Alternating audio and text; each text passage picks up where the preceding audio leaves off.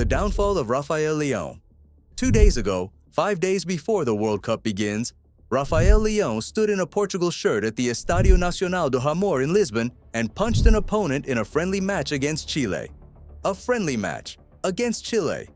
9 days before his country needs him more than ever. He grabbed Chilean defender Ivan Roman by the throat, swiped a hand across his face, and both players were sent off with straight red cards. Cristiano Ronaldo himself ran over to try to reason with the referee. It made no difference. Leão walked off. Leão posted on Instagram afterwards saying he only wanted to protect a teammate and never intended to hurt anyone. And the reaction from everyone watching was not surprise. It was exhaustion. Because this is Leão now. This is what the story has become. Not the talent, not the potential, not the player who, 3 years ago, looked like he was going to be one of the best footballers on the planet.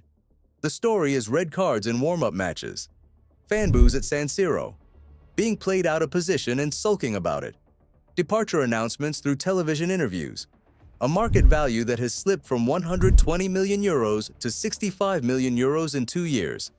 Rafael Leão is 26 years old. He should be entering the peak years of his career right now. Instead, he is somehow already in decline. And the most frustrating part is that he did most of this to himself. Let's go back to where this story starts, because to understand how far he has fallen, you need to understand exactly how high he was. The 2021-22 season at AC Milan is when Leão announced himself to the world, not as a promising winger with a good left foot, as genuinely, undeniably elite. That season he scored 11 goals and provided 10 assists in Serie A, finished with an average FOTMOB rating of 7.7 across 34 appearances, and was the central figure in Milan winning the Scudetto for the first time in 11 years. The title, the one that made grown men at San Siro cry in the stands. Leão was their best player from August to May. He won Serie A Player of the Year. He was named in the Team of the Season. And the football itself, the pace, the directness, the way he made experienced fullbacks look like they had never defended before, was something you could not teach and could not manufacture. He was 22 years old, and the whole world was watching. By the summer of 2022, every major club in Europe wanted him. Chelsea made serious approaches. Barcelona tracked him for months. Real Madrid, according to reports, had him on their radar as a long-term target. AC Milan, in one of the most important contract negotiations in their recent history, fought to keep him. They gave him the number 10 shirt, the shirt Rui Costa wore, the shirt that means something at that club, and a contract worth 7 million euros a year with performance bonuses. The message was clear. You are the future of this club. And from the outside, everything looked perfect. But the 2022-23 season was where the first cracks appeared. Not dramatic ones, not the kind that make headlines immediately, the kind that only makes sense later when you look back and realize what they were signaling. His numbers dropped. 15 goals, 8 assists.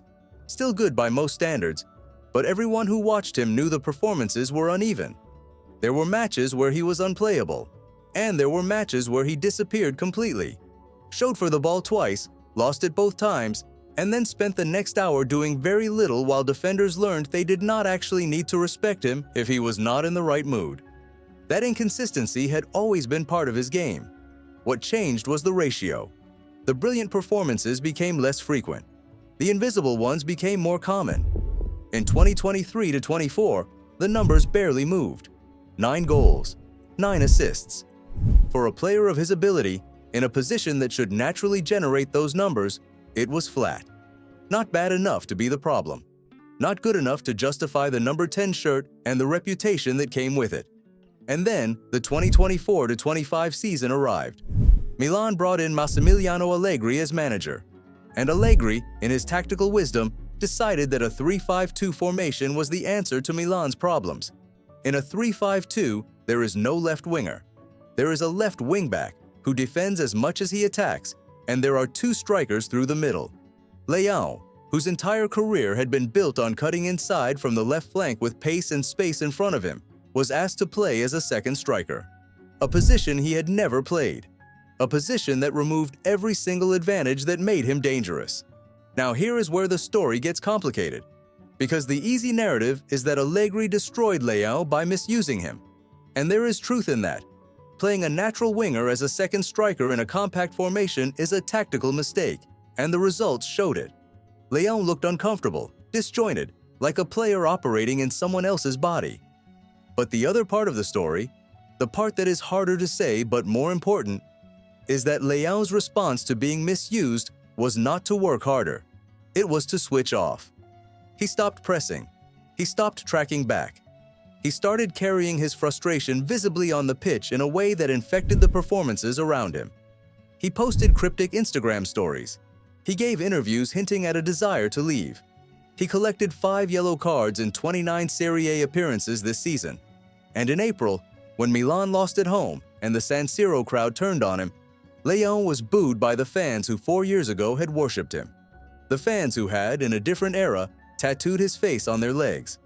According to La Gazzetta dello Sport, Leão felt very mistreated by the boos and decided to leave the club that summer. Former Milan legend Antonio Cassano, never a man who softens anything, said it more directly on his YouTube show Viva el Fútbol. Milan, in an easy league, Leão struggles massively. In my Real Madrid, he wouldn't even play in training. Not even in that Milan with Ibra, Robinho, Pato and Inzaghi. Harsh. Probably too harsh. But the fact that a comment like that lands without sounding completely ridiculous, the fact that nobody heard it and immediately rejected it as absurd, tells you where perception of Leão is right now. He has officially announced his departure from Milan after 7 years. "I am proud to have made history at Milan," he told Sport TV in Portugal, "but I want to start a new chapter in my career." Milan are open to offers from 50 million euros. Manchester United are reportedly his preferred destination. Galatasaray are monitoring the situation. His market value, which peaked at 120 million euros in the summer of 2022 when every elite club in Europe wanted him, now sits at 65 million euros according to most market assessments. In 4 years, he has lost half his value. Not through injury, not through age, through choices.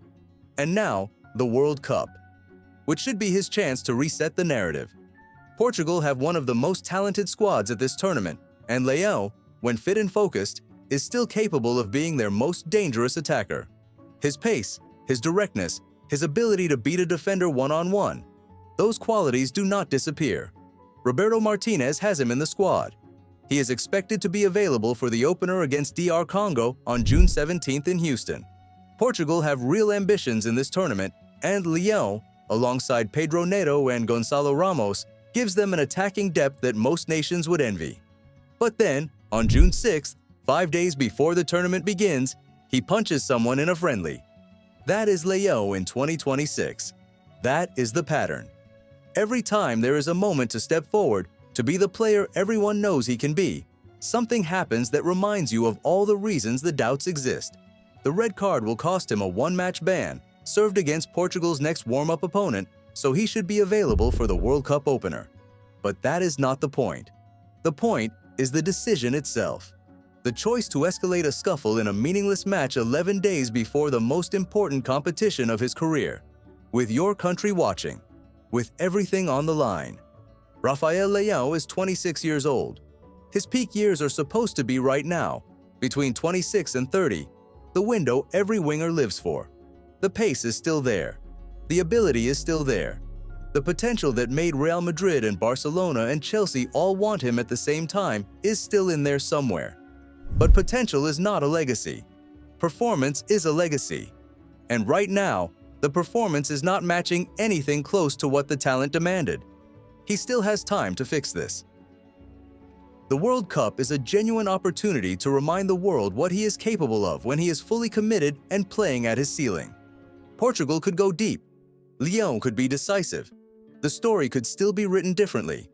But based on everything that has happened over the last 3 years, the invisible performances, the position complaints, the boos at San Siro, the departure announcement, and the punch in a friendly 5 days before the biggest tournament of his life, the concern is not whether he has the talent. The concern is whether he has ever truly understood what it takes to turn talent into legacy.